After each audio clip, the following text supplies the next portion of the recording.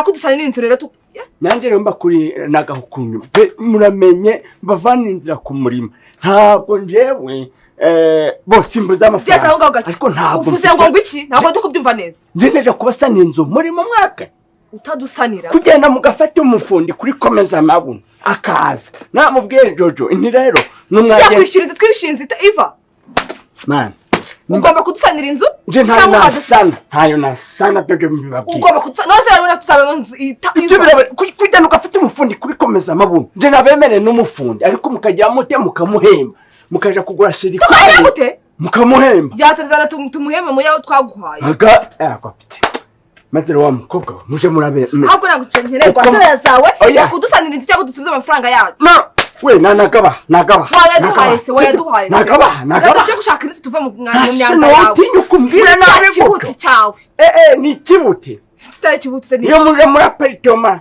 ko mutagiye cyabati uradusanira inzu indese cyangwa ugenda ujya kubona ngo nta cya kibuti cyawe we kwaba ari kubajengesha no kubarera bujeye uri kumva neza asomye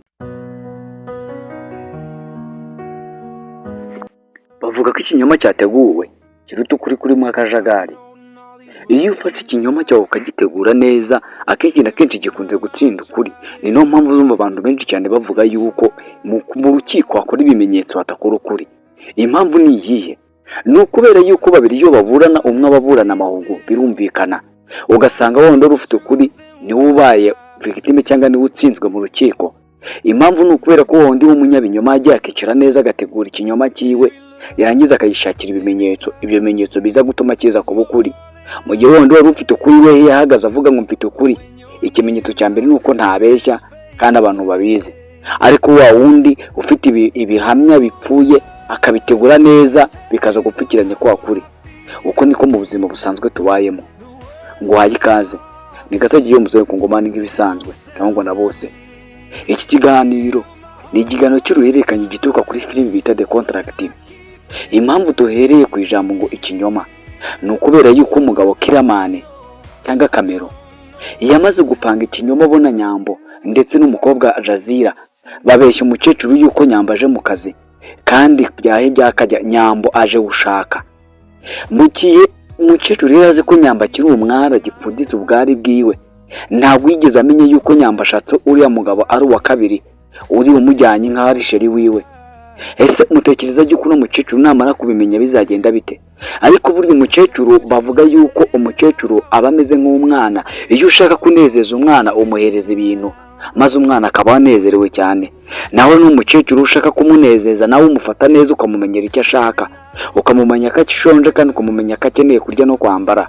Uwo nguwo umaze kumufatisha Kamero cyangwa Kiramane, icyo nicyo kintu bakoreye umunyirakuru wa Nyambo. Ese binsi namara kumenya yuko Nyambo ayamubeshye kagiye gushaka kagiye mu kazi kandi agiye gushaka bizagenda bite? Kandi yarahaga impanuro umukobwa wiwe yuko atagomba kuva mu rugo akagenda. Bambe tumaze kumenya yuko aba bana burya ari imfubyi, umubyeyi wabo yigendeye. Nibyo bivuga ngo pass away, nibyo byumvikana cyane. Ntidukoresha urupfu kuko tutabizi neza. Ababyeyi benshi cyane iyo bamaze kubona ubukene bubokamye bate imiryango yabo bakagenda, nk'uko Nyambo yabikoze Zabi akamuta akagenda akajya gushaka amafaranga. Ariko icyo gihe cyari igitekerezo cyari kizanwe na Nyambo, ariko Nsabi nawe aracyemera. Byari byiza ko Nsabi akomeza kugifata, ariko Nsabi yaratekereje nk'umugabo.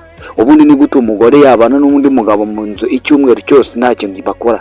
Byari bigoye cyane kuba yabyiyumvisha. Rero ikemuje mu mutwe nicyo yahise atekereza, ni nacyo yakoze, ko amafaranga yasubizwa maze agasubirana umugore wiwe. Ariko yabivuze amazi yamaze kurenga inkombe. Ni nk'uko wafora umwambi wamara kuwufora ukawurekura, mu kuwurekura muri tageti yawe hagahita hazamo umwana wawe. Umwambi ntubu ukigarutse ahubwo icyo ugenda ukora ugenda ukamukubita maze uwo mwana akava nk'umure. Ni kimwe n'ijambo. Iyo ijambo rirenze akanwa rikagenda ntabwo riba rikigarutse, ahubwo aho rigiye nyine rikubitaho ngaho rikabye. Nimba ryari ribi ubwo ingaruka ziraza, nimba ari ryiza nabwo rikazana izo ngaruka nziza. Mutekereza ko akenshi na kenshi umuntu avuga ngo mbabarira burya turababarira, ariko akenshi na kenshi ntabwo tujya dusibanganya ibyabaye, kubera yuko umutwe w'umuntu ni memory ibika ibintu bitajya bisibika. Umuntu ashobora kukubeshya ngo nabyibagiza, ariko ntibishoboka ko umuntu ashobora kwibagirwa icyo yakoze. nta nubwo bizashoboka yuko nsaba zibagirwa ko Nyambo yari umugore we, kabone nubwo yatunga undi mugore akabimwibagiza, ntibishoboka. kandi igikomere na Nsabi afite cy'uko umugore yamutaye nabwo ntikizagenda gisibangane. mu buzima bwacu bwa buri munsi iyo dukorewe ikintu kibi bakadusaba imbabazi ntabwo tujya tubyibagirwa. nawe ubwo uri kunyumva aka kanya ntabwo wakibagirwa ko ari umuntu wakwambuye amafaranga, cyangwa umuntu watumye uri mu buzima bubaka kanya, cyangwa umuntu watumye uri mu buzima bwiza. akenshi na kenshi twebwe dukunze kwibuka babandi batugiriye nabi, ntabwo tujya twibuka batugiriye neza.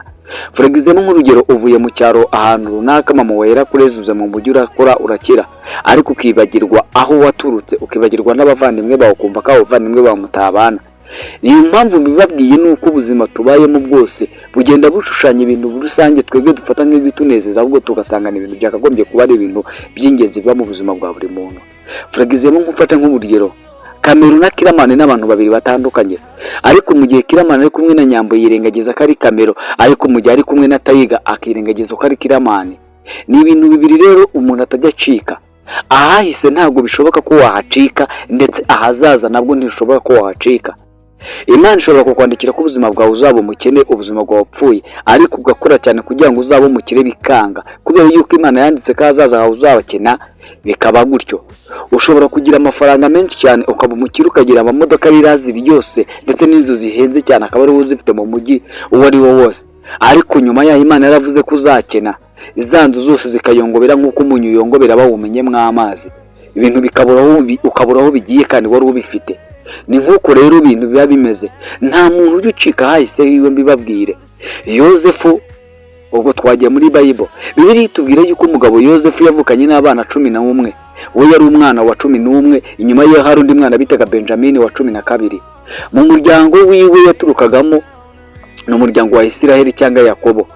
akimara kugenda muri Egiputa, dusubire inyuma gatoya, papa we yaramubwiye ati fata ujye muri reba kuri bawe aho baragiye intama, maze aragenda agezeyo, bamubonye baravuga ati Karose araza, bitewe n'inzozi yari yarose bamupfukamira ari umutware. ubwo ntabwo twazigiyemo, wowe nujya gusoma inkuru ziwe zose ziri mu itangiriro uzabibonamo. uwo mugabo Yakobo amaze kumwohereza kigera ku musozi ahirengeye, bamubonye bavuga ati Karose araje, reka tumwice, maze ikanzu yiwe tuyisiga amaraso y'intama tuyishyire papa, tumubwiye ko umwana we yapfuye. bakimara kubona gutyo, umwe muri bo aravuga ati hoya, reka ntitumwice, ahubwo tumugire ute, tumujugunye mu iriba. ikanzu barayimwambura, bigenze kumwe babanje kuyipanga. bakimujugunyamo, akimara kugiramo baje kubona abantu baje kugura abacakara, maze bamugurishamo gutyo, kubera yuko Imana yari yamugeneye yuko azaba umutware. bakuru biwe n'abari bose baramurwanya kugira ngo batazamupfukamira kandi ari bo bakuru. ni ukuvuga ngo ubundi kera mu miryango y'Abisirayeli umwana mukuru niwe wabaga umutware, cyangwa akaba ari we uhabwa ubutware bwose. ariko icyo gihe yabivuze gutyo akiri umwe mu bahererezi. byarangiye bamugurishije n'umugabo wari waje kwishakira abacakara bo kwa Potifari, maze amujyana mu za Potifari. nyuma yaho Imana yari yamupangiye ko azaba umutware. agezemo umugore aramwifuza, maze Yozefu arabyanga. reka mbabwire aka kantu, iyo Yozefu akemera kuryamana n'uno mugore, Yozefu ntabwo ari kujya muri gereza ngo ahure n'abagabo yasobanuriye inzozi, maze abo bantu bakagenda ibwami kumuperezantaho ko ari umuntu ufite ubwenge n'ubuhanga bwo kubona ibintu abantu batabona no gusobanukirwa ibyo badasobanukiwe. iyo atajya muri gereza, aka kanya umuryango wa Isiraheli ntabwo tuba tukiwuvuga, cyangwa tuba tuwumva, tuba tuwumva mu bundi buryo, tutumva ko ari umuryango wanditse amateka akomeye cyane ku ino si y'ubucakara. iyo bavuze ubucakara ubundi twumva Abisiraheli bari muri Egiputa, nibo bantu bakorewe ubucakara ku isi bubi bukomeye cyane, nibo bantu bakorewe iyicarubozo. nubwo twuzi ko habayeho jenoside nyinshi cyane zajyanye abantu benshi cyane, ariko abangabo bo ibyababayeho byari birenze byo. utekereza nawe kubona umugore amashereka yakahaye umwana ari kuyakamurira mu gitaka. tekereza wowe ubumba amatafari, cyangwa wowe ubumba wubakisha ibyondo, cyangwa ukora ikintu byose biri kunyuze mu ibumba, amaze ukubitisha ibumba kugira ngo rishye, kugira rive mu itafari cyangwa rive mu ikindi kintu bikeneyemo. tekereza mu mazi uba wakoresheje. none wowe uribaze ngo ni ababyeyi bangahe babonaga amashereka angana iki kugira ngo urutaka rube rwaboneka babumba amatafari? ni ibintu byari bigoye cyane. rero ahazaza hiwe hamaze kugera, amaze kuba umutware, yazanye bavandimwe biwe, nyuma y'uko bamaze kumenya ko ari Yozefu bajugurishije, bamwikubita imbere. kumwikubita imbere nubwo bamusabaga imbabazi, ariko yibuka ko yari umwami, yari nk'umwami, yari wo muntu wa kabiri ibwami. nubwo bwose ibwami hayoboraga iki gisamina cy'ibwami, ariko bibaye nka demokarasi, wari gusanga yuko umwami avuyeho ugasanga Yosefu nawe ayibaye umwami wa Egiputa. Ni nkuko rero Kiramani nubwo yijijisha ntago azagira ute azahisha hahise hiwe bimukundire, kubera yuko nimba warahoze uri umwicanyi iteka ryose biragoye kuba wahinduka, keretse Imana yonyine niyo yahindura umutima wawe. Ariko njye ntago mpamya ndashidikanya ko Kiramani wo na Kamero batandukanye, nubwo batandukanye ariko bose bari muri umwe. Ari Kamero ari muri Kiramani, ari Kiramani ari muri Kamero, bivuze ngo isani isaka ingeso yiwe yavumbuka, dore yuko we bamaze no kumutega umutego uko bagomba kwica umukunzi we Nyambo agarutse mu buryo bwiza bw'ibyishimo, ariko ntago azi ibimutegereje inyuma yiwe hategereje yuko agomba guhasiga agatwi bakamwica kandi yishwe na muramukazi wiwe. Ariko uko twabibonye muramukazi we bitewe n'ukuntu yamubonye, bari bamusabye ifoto ariko nigeze abikora. Impamvu atabukoze nuko yabonye ubwiza bwa Nyambo nawe bwamukoze hano, aravuga ati uyu ni umwana ugomba kugirirwa impuhwe.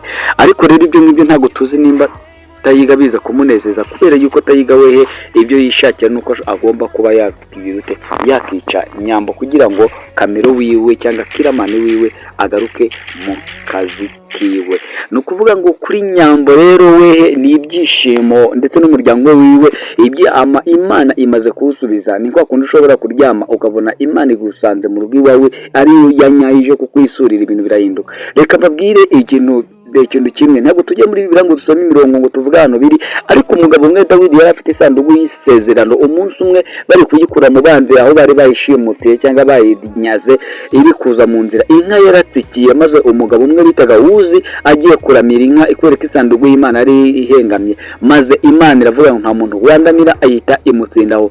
Dawidi amaze kubyumva aravuga ati isanduku nimushaka hano muyijyana, nimumara kuyigezaho mujyane ku muntu mubi cyangwa umukene n'umwe iki gihugu n'ubundi, ukubera ko n'ubusanzwe ku bwa kera hose umukene nta kintu yaravuze imbere y'umukire, cyangwa abakene nta kintu bakunda kuba bavuze. Ariko abantu benshi barabibeshyeho cyane kubera ko nibo bandi cyane Imana yemera, kubera yuko n'ijambo ry'Imana avuga ngo abafite ubukene cyangwa abakene mu mitima yabo nibo bazabona ubwami bw'Imana. Iyo ni Bibiliya yabivuze, ntago ari njye ubivuze, namwe murabizi. Uwo mugabo maze kumugezaho isanduku rero, we n'umwana ndetse n'umuryango wiwe, abantu bose bazaga mu gitondo kureba ko batapfuye, ariko abatambye ndetse n'abantu bakuraga Imana bamaze kumenya ko isanduku y'Imana iri mu nzu aho ngaho, batangira kujya baza gake bazana amaturo, ibya 10 n'ibindi byose babizana ku iyo nzu. Uwo mugabo rero byaje guhinduka, amateka yiwe arahinduka, dore ko Dawidi yamaze kumenya yuko iyo sanduku iri gukora ibitangazo bikomeye cyane, maze arangije aravuga ati nimungarurire isanduku yanjye igaruke ahangaha. Ariko amateka y'uwo mugabo yari amaze kugira ute kuba yahinduka. Ni nkuko rero Nyambo akimara kugera mu cyaro, mujye mwumva ukuntu inzira z'Imana zimeze. Nsabi yamaze kumwivumbura, avuze ngo jyana n'amafaranga yawe. Nyambo azamuka mu cyaro asanga nyirakuru ahantu yari ari, maze amaze kuhagera abona ibintu byinshi cyane byarapfuye, ndetse si no kubona gupfa, bari mu bukene bukomeye cyane, dore ko nyina nawe arwaye indwara zikomeye cyane zatumye abura byinshi cyane.